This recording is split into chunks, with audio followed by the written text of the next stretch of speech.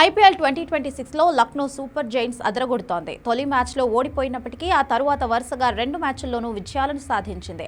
ప్రస్తుతం ఫుల్ జోష్లో ఉన్న లక్నోకు భారీ షాక్ తగిలింది. ఆ జట్టు స్టార్ ఆల్రౌండర్ శ్రీలంక ఆటగాడు వనిందు హసరంగా ఐపీఎల్ 2026 సీజన్ మొత్తానికి దూరమయ్యాడు. గాయం కారణంగా ఇప్పటి వరకు అతడు జట్టులో చేరలేదు. ఇకపై రావడం కష్టమేనని తెలుస్తోంది. ఈ నేపథ్యంలోనే లక్నో యాజమాన్యం అతడికి ప్రత్యామ్నాయ ఆటగాడి కోసం వేట మొదలుపెట్టింది. LSG cricket director Tom moody ఈ విషయాన్ని ధృవీకరించాడు. 48 గంటల్లో ప్రత్యామ్నాయ ప్లేయర్ ఎవరనేది ప్రకటించే అవకాశం ఉన్నట్లుగా చెప్పుకొచ్చాడు. టీ20 ప్రపంచ కప్ 2026 ఆరంభ మ్యాచ్లో ఎడమకాలి తొడకండరాల గాయానికి గురయ్యాడు హసరంగా. ఆ తరువాత నుంచి అతడు ఆటకు దూరంగా ఉన్నాడు.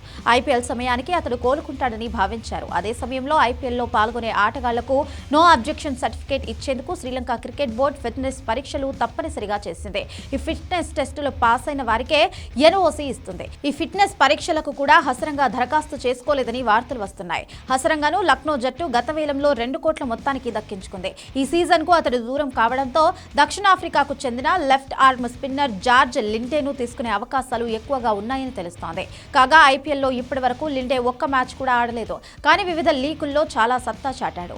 ఒకవేళ హసరంగా స్థానంలో లక్నో అతడిని ఎంపిక చేస్తే ఈ సీజన్లోనే అతడు ఐపీఎల్ ఆరంగేట్రం చేయొచ్చు. ఇదిలా ఉంటే ముకుల్ చౌదరి వంటి యువ ఆటగాళ్లు బ్యాటింగ్లో రాణిస్తున్నప్పటికీ బౌలింగ్ విభాగంలో అనుభవం ఉన్న పేసర్ల అవసరం జట్టుకు ఎంతైనా ఉంటుంది.